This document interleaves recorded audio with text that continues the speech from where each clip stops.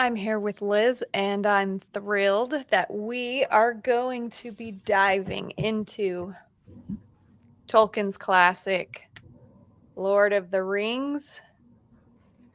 So much to say about motherhood. So much to say here. Uh, can you hold up your copy? Because it's so Oh, pretty. yeah.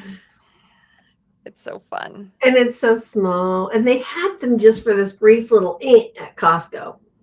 And I was like, should I buy it? I don't need another copy. And then it's just goodness. It looks like a travel journal. I know it. It's just so beautiful. I, So, I can actually want you scriptures this. I'm actually like, can I print every book that I adore in this like leather and this size? Is there a company that does that for you? Anyway, spoken like someone who's in touch with her inner hobbit? Like, can I have it? Can we make it better? Let's make it better we somehow. make it yummier because it's already yummy. Can we make more yumminess in the world? Yes, very qualitative. Um, so let's have you go to the document and let's glorify this wonderful summary. Take us into the summary. Take us Well, into see, Middle this Earth. is what we're trying to focus on is that um, the whole point of Lord of the Rings was to destroy the Shire. And that is never brought out in the movies. And, but if you think about it, if you've read it, it starts in the Shire and they want to take the evil out of the Shire, right? Let's not bring this here. Gandalf says, you're going on a journey. And so they go on the journey and they have the War of the Ring. And then just as they're homeward bound, Gandalf says, I'm going to leave you, which I think would be an interesting conversation to have, saying, because he said the War of the Ring has prepared you for the battle of Bywater, the battle of the Shire. Because Saruman is there. He's hanging out, bad guy. And why is that? Why would he do that? That's my question. What, especially I think as women, I think we're not recognizing the real battle, number one. And we're not realizing that we have to do it alone because giving birth and raising children has prepared us for this great thing we're facing. And there are so many levels when you get to the scouring of the Shire. It's called, that's the chapter, is the scouring of the Shire, and before that is homeward bound. And those two together are saying, really? Because really, Frodo, Sam, Merry, and Pippin, this is their whole point. They had to battle. They had to go to Mordor so they could face the most important battle of the book, which is the Battle of the Shire. And what is that? And we can go through and see how the Shire was corrupted. And I think that's the conversation that's important so that we can recognize the corruption of the hobbit hobbitness of us as people around us. That's what I think. Yeah, you've already helped me to tears just in listening to your thoughts, because what a beautiful thing to say that the Mordor of childbirth and pregnancy and those things, it surely is preparing us for something, and that life is happening for me, not to me. Life is happening for me, and when the mentor seems distant, he he at least knew what was coming. Yeah, yeah, because and Gandalf clearly knows what they're going to face, but he says, You can do this. And I would say that my own hobbitness it's totally been corrupted. I think that's when there's a beautiful work like this, it allows me to do a few things. It allows me to reflect upon my nature, its beauty and its corruption. It allows me to think about attachment in a new way. I think that collectively women are wanting to choke connection out of their lives. We don't understand its usefulness. We don't understand how connection gives us power. We don't know how certain gentle connections fulfill our drives. We don't know how certain connections, or we just want to satisfy our drives in other ways. So we've talked about uh, some of the names of some of these corruptions, the isms, right? We have Mhm. like materialism, we have Marxism, we have will to power, we have Freudian thought. We have these things, these really really subtle ideas that are everywhere in our culture that have been teaching us from the cradle, and we hear them all the time, and because of that, our I just think that collectively we have to practice a little self-awareness. And the only thing that will heal women, the only thing that will heal me is to learn self-awareness and self-limitation. Because we all would love to wear a ring of power. Sure. Sure we do. But all that evil has to do to win is to corrupt someone like me, someone like you, into wasting their lives on a ring and miss the entire Shire experience. Miss the entire point. Well, what's interesting is so Merry and Pippin and Frodo and Sam, they show up at the opening of the gate of the Shire. First of all, it's locked. Second of all, nobody's there. Third of all, it's ugly. Like they're putting up townhomes. Everything's dirty. There's no food. The idea that we as women have to claim that beauty is an important role, because then we recognize the ugliness that can come. When ugliness comes in, we're like, whoa, stop. Mm. And I think we've lost the discussion of beauty. That's one of the things that is one of the signs that the Shire has deteriorated into a very communist state, which is, I'm trying to think of any other way to describe it. Communism is ugly. Communism is not beautiful. And if we can represent beauty, if we can take on the power of beauty without the corrupting conversation that says, oh, you're just a plaything. Oh, you're just being used. Why can't we claim beauty as one of our roles? I'll give you a story if you give me a story. What is the image that's coming to your mind when you say, oh, you're just a plaything? So you're saying that there's a voice outside of us that would make us feel silly for being like hobbits, or help me visualize it just a little bit. Okay, so this is why the Barbie movie was so popular, because at first she was just beautiful, right? She had the perfect figure that nobody could have. She had the clothing line that nobody could have. She had the perfect eyelashes, the shoes. And it's why I think the Barbie movie, which I'm not allowed to see, my daughters won't allow me to see it because they destroy dollies at the beginning, and they're like, Mom, you can't see this. And I said, okay, I'm good with that. But I get the gist. There's enough clips out there that you get what's going on. But Barbie was the plaything form of beauty. And so maybe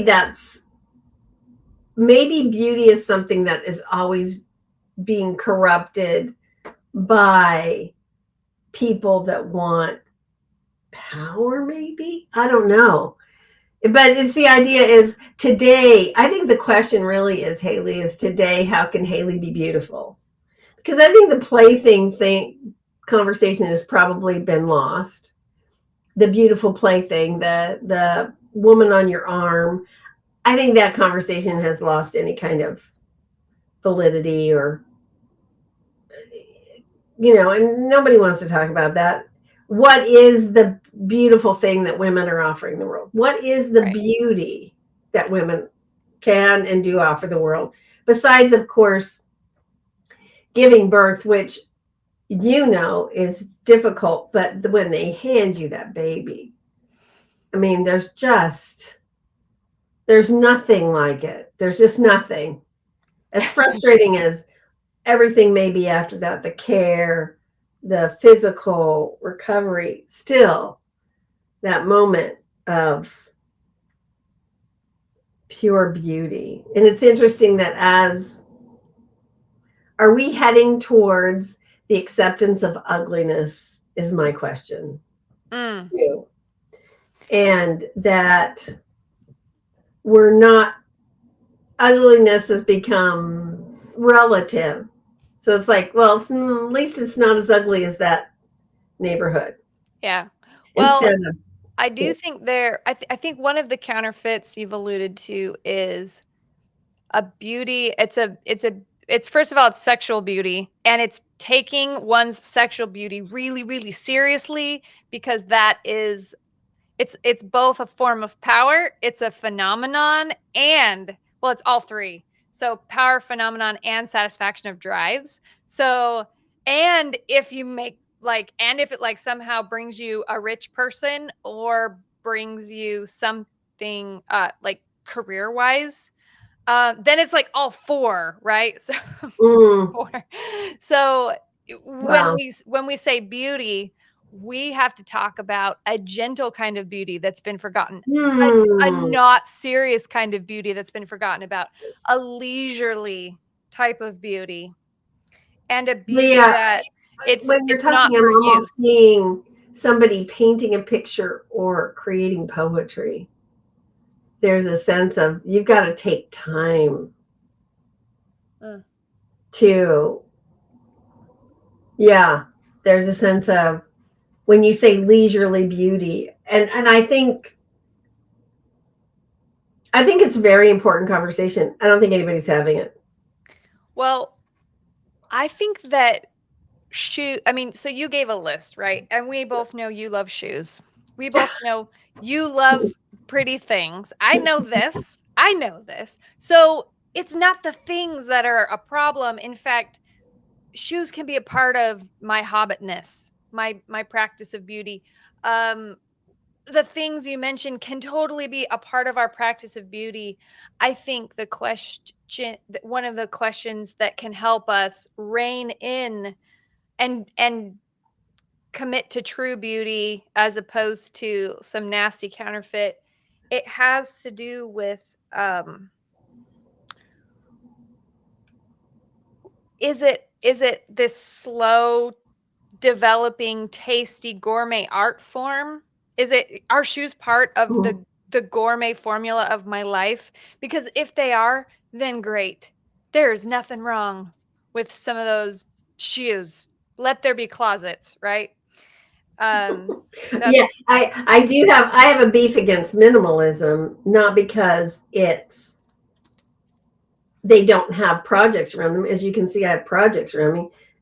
Like, you don't have to be a project person. You don't need to do that. But it's being sold as beauty, as this is the beauty. This is the current beauty right. conversation. So Is that is it obtaining the shoes, right? Or is it just are if the shoes can be part of something greater and something holy, then great. If shoes are part of the pursuit of power, right? Of some cheap some cheap obtaining, then they're not part of the magic. And so that is a it's there's just a vital distinction, and the only way that women are going to understand what they're doing is the practice of this. There's a holy self-awareness they have to cultivate within themselves, and there's a commitment to beauty they have to cultivate. I do think it has to do with being willing to make art about your life as it is in the time in the times of your life. Right. And Right. I'm not an artist in a visual way, but Mm-hmm. there is a commitment to beauty that if I do not practice it, I am lacking in my it's the only way that I can continue to develop my self-awareness and my ability to limit myself. Otherwise, I flip. There's almost two sides of a coin, and I if I'm not in on the beautiful side of the coin, I'm in this sort of corruptive state where I am ungovernable. Watch out. I've got scissors and attack I'm going to attack every form of And connection spray that I paint have. everything black.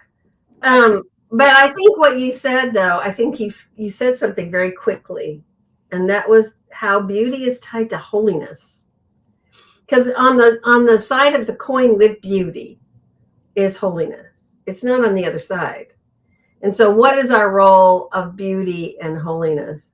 And I think that is the first the first indicator that there's something wrong in the Shire was that it was ugly. Yes, it was locked. Yes, they felt like they can't just walk through when there's not lots of food, but it was just plain ugly. And one of the other things that I thought was interesting was that Sarban had had the celebration tree destroyed. Remember that tree with the fireworks and and it's laying on the ground. Do we totally, man, we have stewardship over family celebration. And don't destroy family celebration. Just if you have stupid little things you do as a family to celebrate, like we we have ping pong ball races every whatever, I don't know, every 4th of July. Just keep doing it. Don't destroy the celebration tree. You're like, this year I don't want to do Easter because I don't believe in the Easter bunny. Stop. Just then don't do the bunny, but celebrate Easter.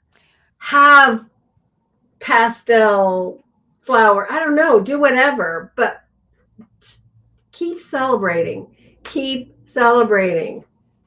Yeah, so that is what we're a little bit celebrations and our willingness to continue them are a test to some degree of how badly or how not corrupted or corrupted I am. They're a way that I can sort of like check what direction the wind is blowing because Mm.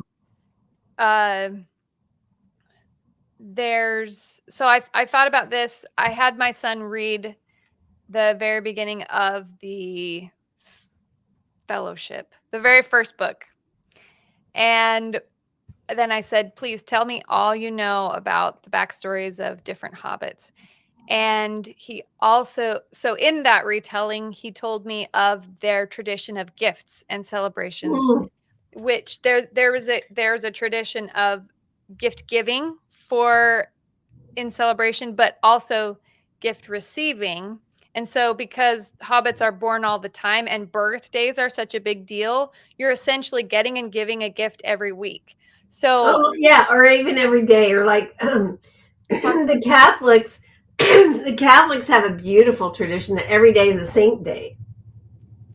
And so whenever you're born, you're named after that saint.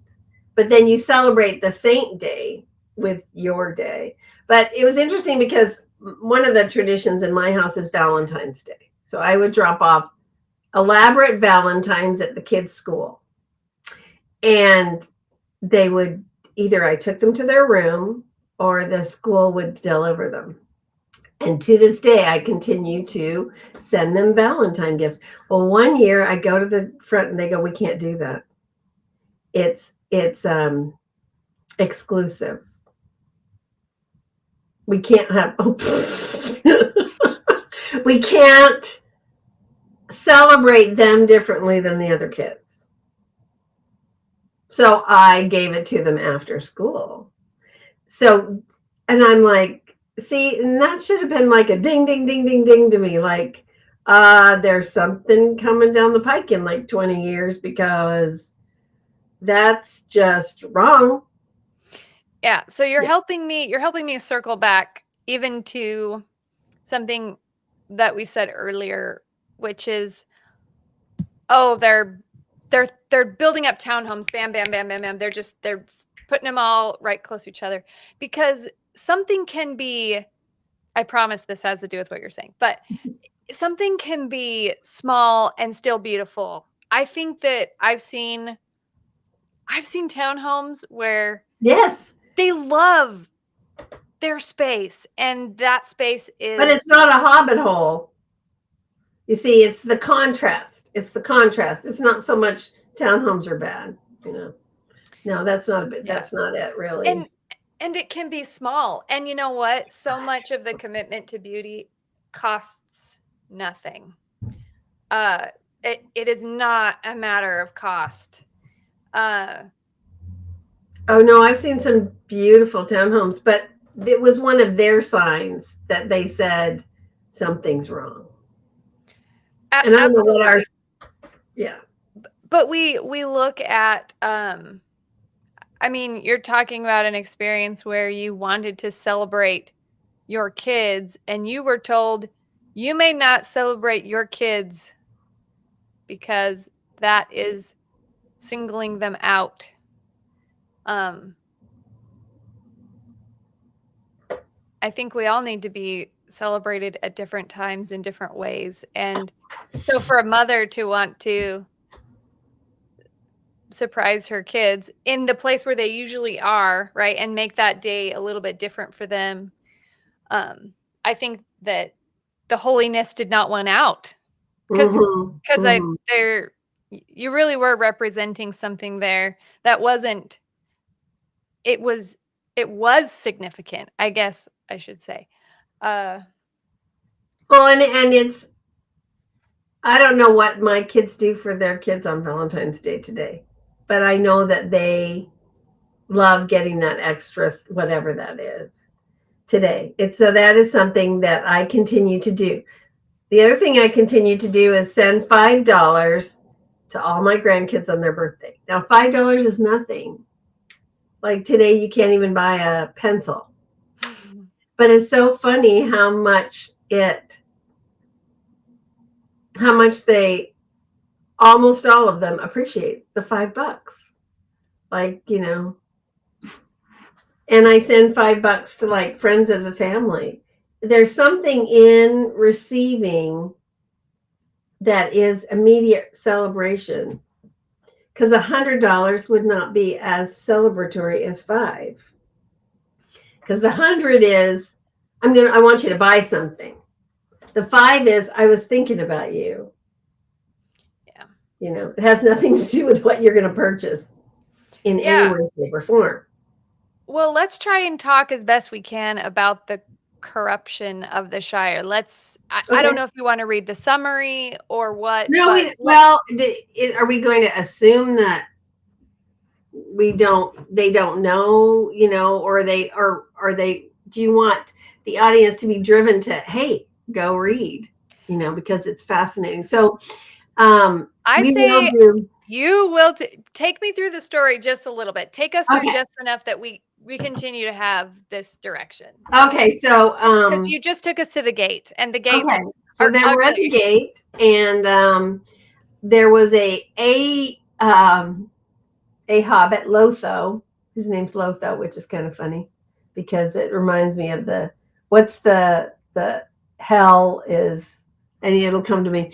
And he started a massive land grab, which the money he made from selling pipe weed to Saruman. So we're talking about basic drug problem, right? Gave him a lot of power.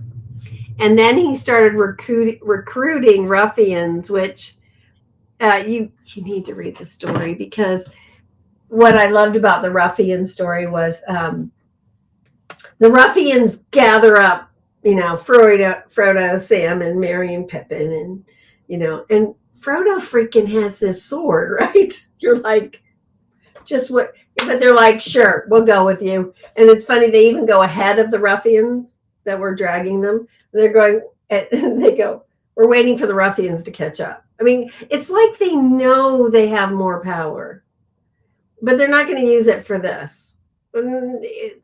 Let's use it at the right time and in the right way, which I think is just darling. And they get to and as they go along to the Okay, chief. so Mhm. let me slow you down just a little bit. So, I'm Okay, gonna read cool. back to you, um, the story thus far as I'm hearing it. So, we've got the 4 from the Fellowship, and they're on horses, they have swords. Ponies. Ponies. Oh, sorry, It's okay. ponies. They have ponies. Um, and they're surrounded by this group of hobbits who are A, used to being able to intimidate people immediately. So they show up to intimidate the 4, and the 4 are not intimidated. Yeah, They are confused and surprised, but not intimidated. at Um, all. yeah, and they're willing to cooperate because they want more information. They're willing to cooperate because they're not threatened, frankly. And these ruffian hobbits, it's really interesting because they have the lack of intelligence. So they're kind of these crony types. They're the I mean, what's the word I'm thinking of? And they've The accepted minions. and they've accepted the situation they're in. Yeah, so they've accepted the situation they're in. Yeah. So they're these minions, these cronies, Yeah, yeah, and yeah, yeah, yeah, yeah. they think that simply by showing up that they expect others to be intimidated, and they also love to they post rules everywhere. So their job, they feel empowered because someone tells them the rules and they get to make rule signs. They get to put up rule signs all over the place. And somehow, Let me read this one part when he says, this is Sam talking. If I hear not allowed much oftener, said Sam, I'm going to get angry. And one of them says, can't say I'd be sorry to see it, said Robin, lowering his voice. If we all got angry together, maybe something might be done. You're like, wow. yeah. So, if you want to live with a commitment to beauty, you will be surrounded by people with rule signs and rule books and people who are used to intimidating people. And yet that's part of what you get to deal with. Well, and I think it is important that Frodo, Sam, Merry, and Pippin recruit people around them. They do get a group of people that are going to be angry, and these people have bows and arrows, and which is great. And there is something so powerful in finding a way to gather women together that understand this sense of leisurely beauty and holiness, because there's power in that. I don't know how we can do that. I don't know. It used to be natural because there were many women that were committed to not just being an employee. They actually were there. serving those around them. I'm trying to think of a good word, but they understood that there was a role that they had. But then that's gone away. Right. I think of Jeremiah, the the book of Jeremiah. I believe there's a verse. I'm paraphrasing it. So the Lord is speaking through Jeremiah and says, "I will take one of a city and two of a country Mm. and bring them to Zion, bring them together." And we are, if we sign up, right? If I sign up to be committed to beauty, I'm going to deal with people who like rules way too much, but I'm going to come across those Robins, those people who have been stuck in the Shire through the whole Battle of the Ring. They've been stuck in the Shire. They've been watching this happen. Maybe they haven't known what to do. Maybe they got dealt a lousy hand, but you just read a line of someone talking to Sam saying, "I'm glad you're here. I would really appreciate you getting angry." And Mm-hmm, doing mm-hmm. what you can. Do what you can, right? So we are there. We can, right?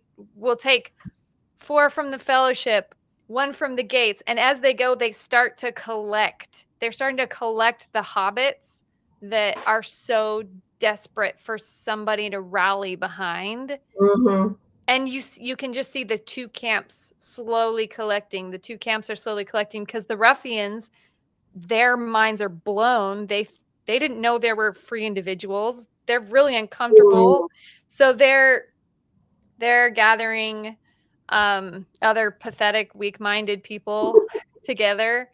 And you also have half the Shire who are ready to rally behind the 4.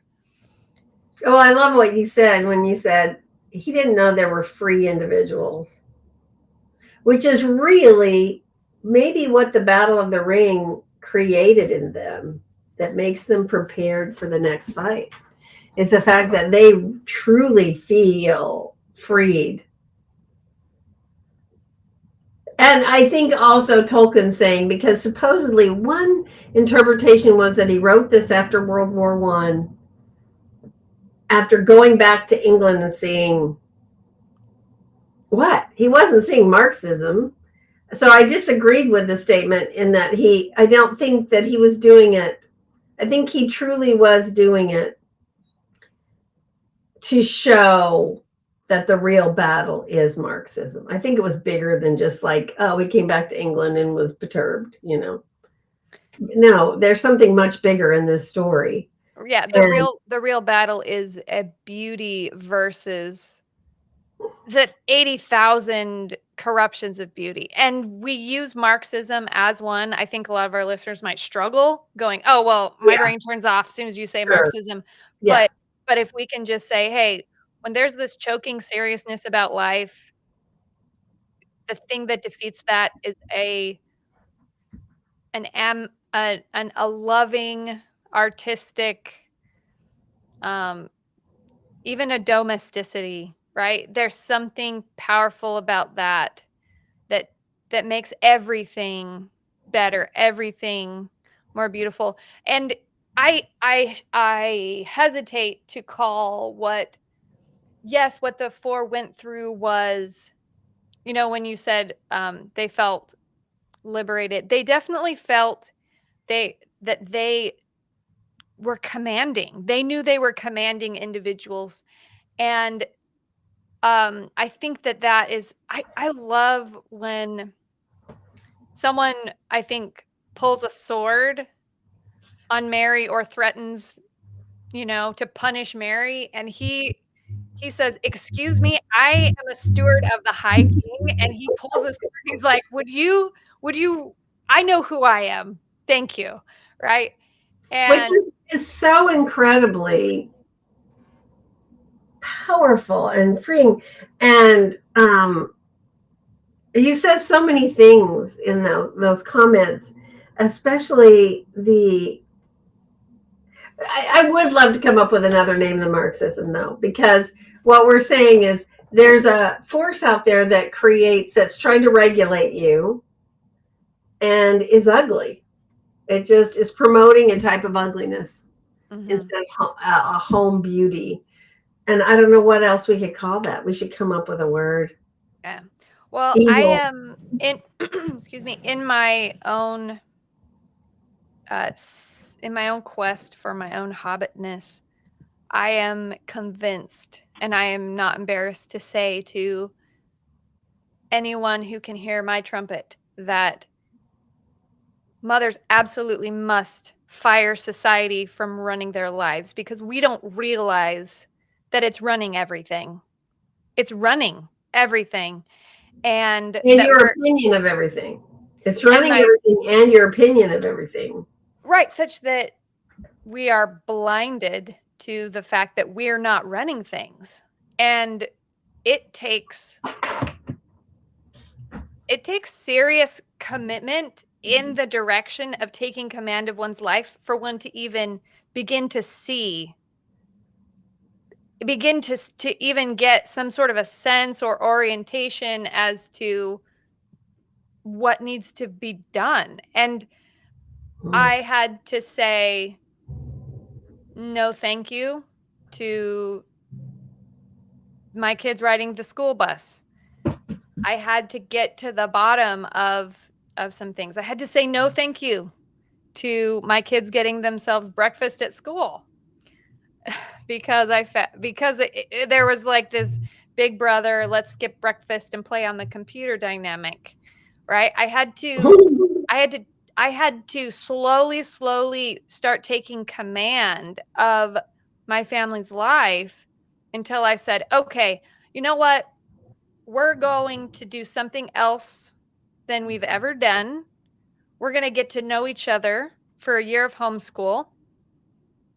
And I'm going because I want to see all the ways that society has been running our life. So I'm starting over." And I think every woman in their own shape and form has to say, there's a time to start over. When I feel like I don't know my kids, when I feel like they don't know me, when they don't get the best of me and I don't get the best of them, that's a problem. That's a crisis. And we talked about the two sides of the coin. Either I live on the side of the coin where there's beauty and holiness, and even though my life feels really ugly, I'm going to do what it takes to take command of my life again, because I want a sword and I want a pony and I want to show up to the gates and go, well, at least I know they're ugly because I have a sense of taste now. I don't want to be disoriented. I don't want to be I don't want to be tempted to be one of the hobbits that are just like putting up rule posts everywhere. And And watching while the celebration tree is being destroyed. yeah, no. Nope. Just, yeah, yeah. Just watching it because you feel powerless. And we I have to it took time, but I had to be moving in a certain direction, and I had to believe that there's a version of my life where I have more command. And I could tell I was feeling lost and confused. Um and so I had to take command. And I think everybody's got to fire society and say, I'm the boss here. But you have to accept the home. You see, the fellowship were facing a battle away from home.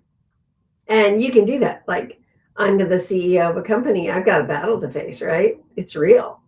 But the real battle's going on at home. I don't want to face that. No, no, no, no, no. That's far too difficult because that requires me feeling so alone. Gandalf's gone.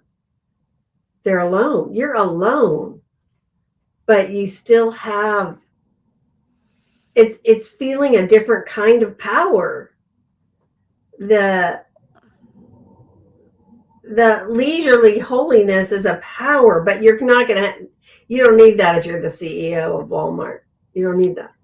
It's a different battle. Well, and maybe Tolkien, by creating this race of hobbits, these people who love cheese and I love pretty things, want a quesadilla now. You're telling me. he made this race who is also content. So he made a race that is content, and then when they see evil in the Shire, I mean, yes, some of it is somewhat masculine, but I think their race represents something domestic, and that's Oh, why we can very. talk about it. Like, there's no question that that's Yeah. it's home they're talking about.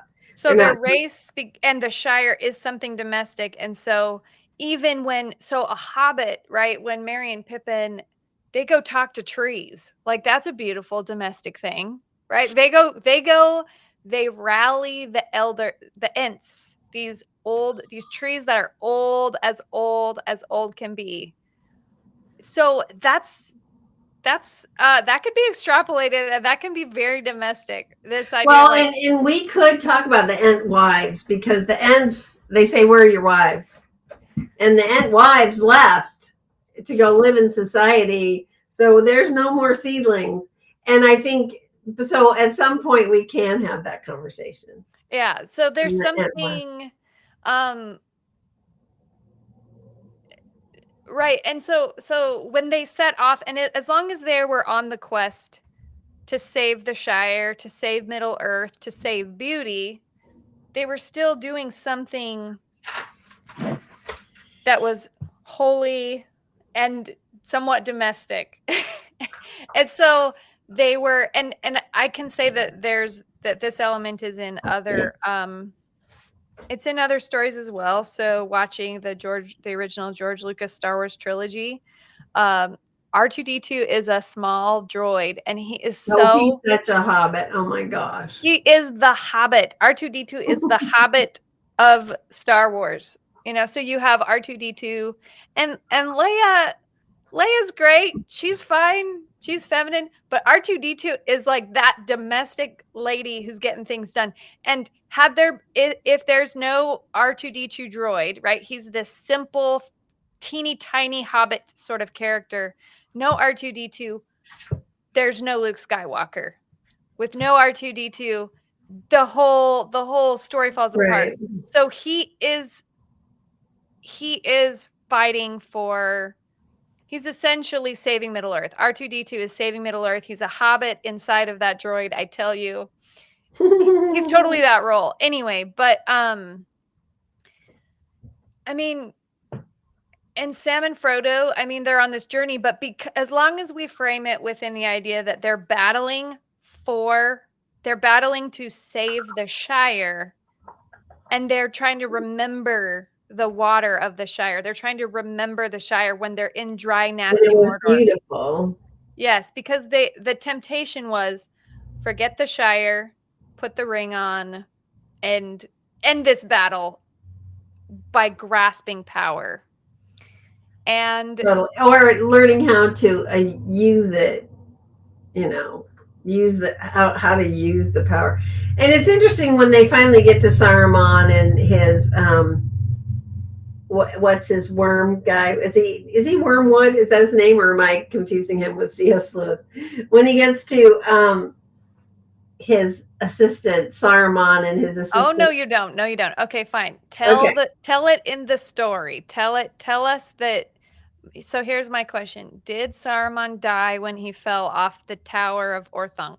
No, he went to the Shire. He went to the Shire, He okay? went to the Shire. His whole point was to destroy the power of the home. That's his whole point. So he goes back to the Shire to do it. So Saruman goes to the Shire, and who does he take with him? What's his name? Worm something. I Wormtongue. always think Wormwood. I don't know why. Now look at me, Wormtongue. Worm Worm tongue. Thank tongue. you. Worm Yes. tongue. And they die, and finally they die with the four confronting them, saying, "You don't have an army." Because he didn't need an army, he had regulation. He didn't need an army, he had ugliness. He didn't need an army, he had little bands of forces that were at his command. Who And needs the an four, army? Who needs an army when you have hobbits that don't know who the hell they are? yeah. Then he had an automatic army. But you have to ask, and the question is not asked in the films, and the question is rarely, I've never heard it asked, is why go back to the Shire, Saruman, if that wasn't your whole point? If that wasn't the whole point. So we've now told our audience the big bad, and the big Well, bad it's is not that like it's not Saruman. available to everybody, you know. It is available to everyone, but so eventually the four of the fellowship, in order to finally take back the Shire, have to come upon Saruman in gross living conditions with Wormtongue in gross living conditions, and there are these pathetic they're running this pathetic operation. They're not even happy. They're not even having a No, good time, no, right? just the name worm tongue's gonna know what you are. But I loved how Mary, he gathers the hobbits together to fight this ugliness with the horn cry of Buckland shaking the air. That there needs to be, and it says, awake, awake, fear, fire, foes, awake, fire, foes, awake. And so I do think it's our role to give the right cry, to know what we're facing. What is the right cry? You know, what is the right, listen, this is going to be destroyed. And most people that have women would say, I don't care because I'm the CEO of Walmart. But like you said, the leisurely holiness, are we really willing to let that be destroyed? Are we willing to let that be destroyed? Right. Are we willing to also, for those few who have experienced it or want to experience it, are they willing to be a few? Like, there's a line in Shakespeare, Henry's Fifth, we few, we happy few. And I feel that there That are are going to die, right? That are facing death. We happy few. We're happy. Okay, let's go face the French. Okay, let's do it. there are I feel like there are many ways that people can even start a really nice battle cry, but to me, the person who is sharing truth, but then perhaps they lose their way and they contribute to their marriage falling apart, right? They lose their way and they lose connection with their religious community. They lose their way and they decide to cut themselves off from their church. They lose their way in raising the cry. And I think, Or answering the cry. Yeah, sure, or answering the cry. right. So here we are as a society generally.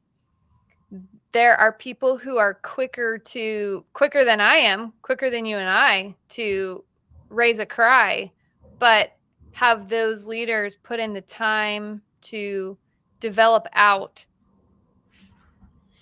a really thoughtful response to what they think is a problem, and are they committed to their hobbit life more than they are committed to having an audience.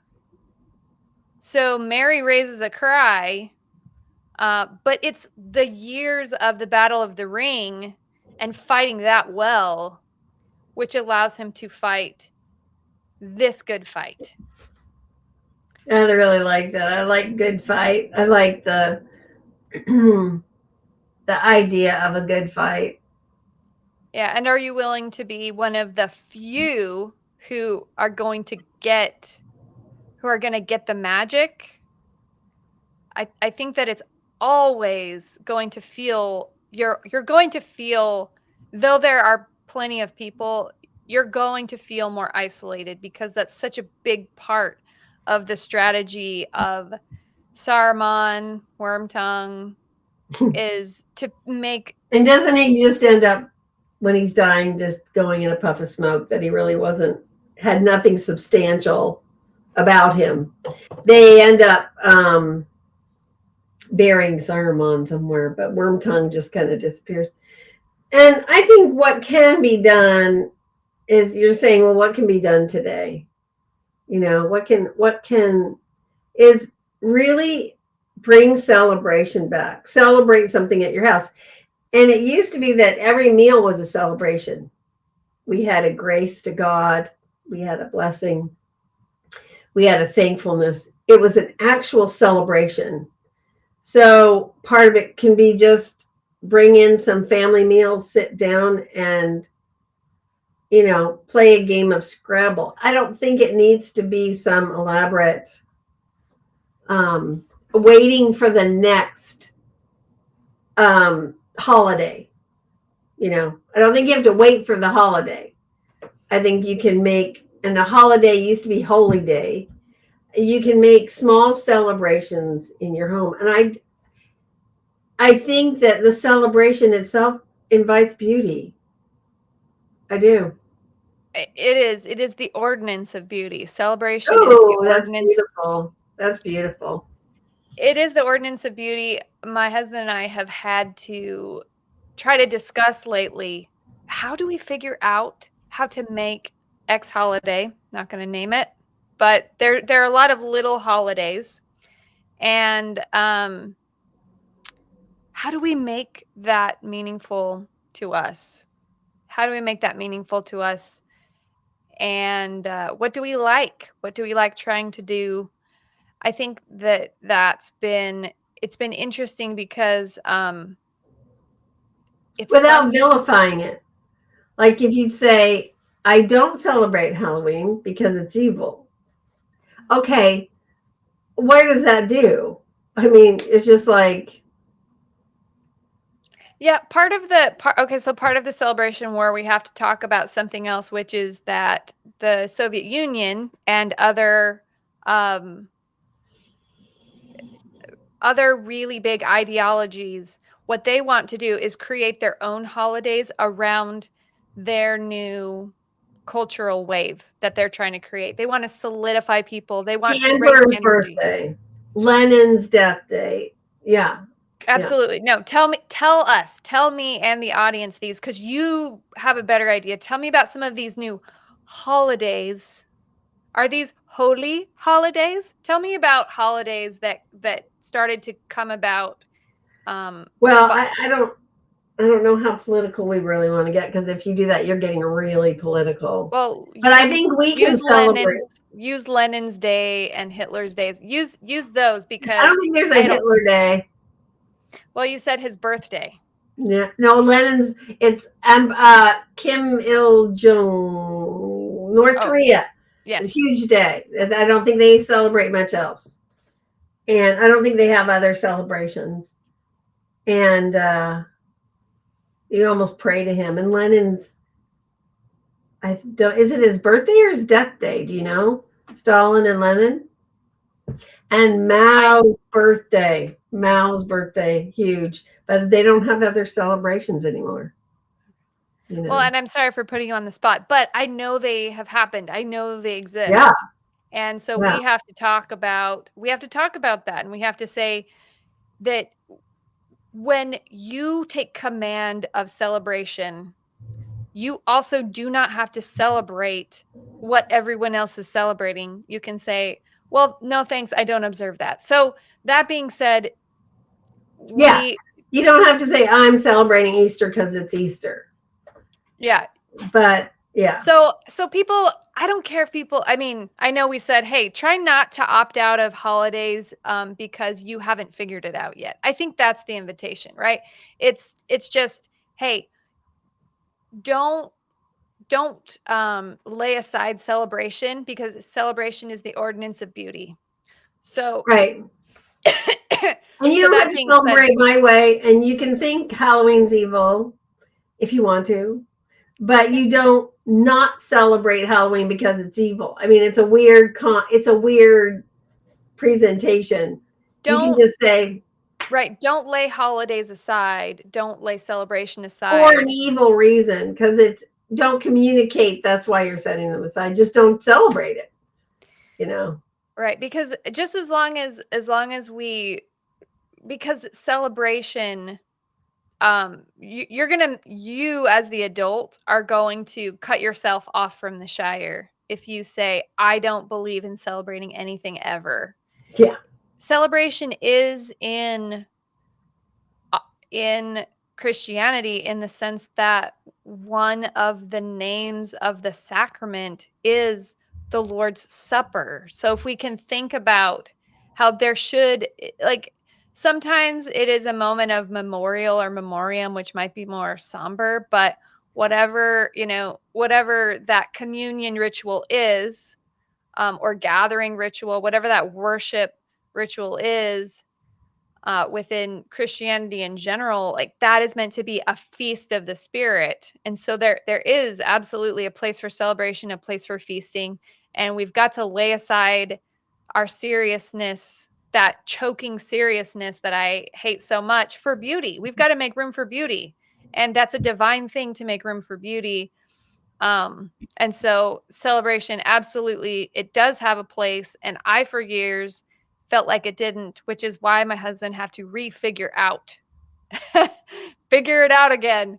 Cause But you're willing to introduce it, and you're willing to do that, which is the beautiful thing. And I think the lesson that we should take out of today's discussion is that bring beauty through celebration, and just sheer just beauty yes, into our lives.